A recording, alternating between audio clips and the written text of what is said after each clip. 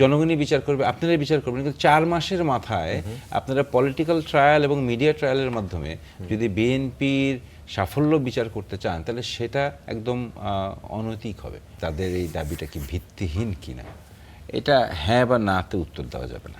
আজকে এনসিপি অভিযোগ করেছে, তাদের যে পদযাত্রা সেখানে তারা অভিযোগ করেছে গণভোটের রায় বা সংস্কারের প্রতিশ্রুতি বাস্তবায়নে সরকার বেশ ধীর গতি দেখাচ্ছে।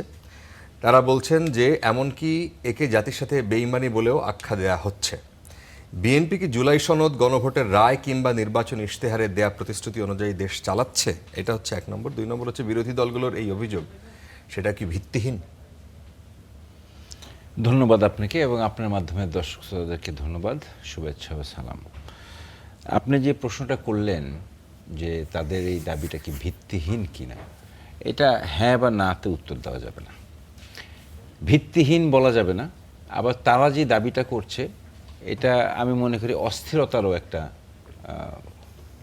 দেয়, অ্যাটিচিউডটা দেখা যাচ্ছে যে মানে অস্থিরতা তারা তৈরি করতে চায় না। মানে অস্থিরতা বলতে হচ্ছে তাদের মধ্যে একটা অস্থিরতা যে আমারটা জুলাই সনদ এখনই হোক, এখনই এটা হয়ে যাক, এখনই সব ইমপ্লিমেন্ট হয়ে যাক। আসলে তো এগুলা একদিনে এক মুহূর্তে করা সম্ভব না। এগুলা পলিসির ব্যাপার আছে, সময়ের ব্যাপার আছে, চিন্তা ধ্যান ধারণা কিভাবে ইমপ্লিমেন্ট করা হবে, এমন কোনো কিছু সিদ্ধান্ত নিয়ে যেটা এক্সিকিউট করা যাবে না, সেরকম সিদ্ধান্ত তো আমার মনে হয় নেওয়ার কোনো প্রয়োজন নাই, নাম্বার 1। নাম্বার 2 হচ্ছে যে বিএনপির যেই ইশতেহার এবং যেই গণভোট এবং জুলাই চার্টার, এই সবগুলি সরকার বলেছে যে তারা এটা অক্ষরে অক্ষরে পালন করবে এবং সেইটা অক্ষরে অক্ষরে পালন করতে গিয়ে যে সময়টুকু দরকার সেই সময়টুকু তাদেরকে দেওয়া উচিত। এই 4-5 মাসের মধ্যে যে এখনই হয়ে যেতে হবে, এটা হতেও সময় লাগে, কমিটি ফর্ম করতেও সময় লাগে। যেরকম আপনার এই ইয়ের জন্য যে কমিটি ফর্ম করেছে, কনস্টিটিউশনাল রিফর্মের জন্য যে কমিটি ফর্ম করেছে, বিরোধী দল থেকে কিছু লোকজন চেয়েছে, তাদের নাম চেয়েছে। আমার এখনও বর্তমানে আমার জানা নেই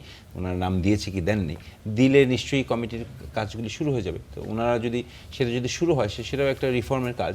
এখন সেটা সংস্কার বলেন বা আপনি যেভাবেই শব্দ চয়নটা করেন, সো রিফর্মের কাজটা তো শুরু হচ্ছে, শুরু করা যাচ্ছে, শুরু করবে।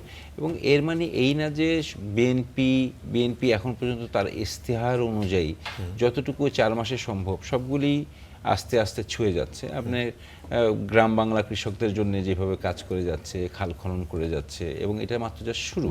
তো এখন আরও ধরেন 5 বছর সময় আছে, 4 বছর সময় আছে। এর মধ্যে দেখেন, বিচার করেন, জনগণই বিচার করবে, আপনারাই বিচার করবেন। কিন্তু 4 মাসের মাথায় আপনারা পলিটিক্যাল ট্রায়াল এবং মিডিয়া ট্রায়ালের মাধ্যমে যদি বিএনপির সাফল্য বিচার করতে চান, তাহলে সেটা একদম অনৈতিক হবে। ওইটা আমি মনে করি যে একটা ভিত্তিহীন মিডিয়া ট্রায়াল অথবা পলিটিক্যাল ট্রায়াল হবে। একটা রাজনৈতিক দলকে সরকারে এসেছে দীর্ঘ 17 বছর স্বৈরাচার শাসন আমলের পরে, পুরো কাঠামোটাই আপনার, আমি বলতে পারি যে আমরা সবাই বলতে পারি যে এটা একটা আনন্যাচারাল কাঠামোর মধ্যে আছে। এটা ভেঙে গড়াটাও একটু সময়ের ব্যাপার, কিন্তু আপনি একবারে ভেঙে আপনি গড়তে পারবেন না।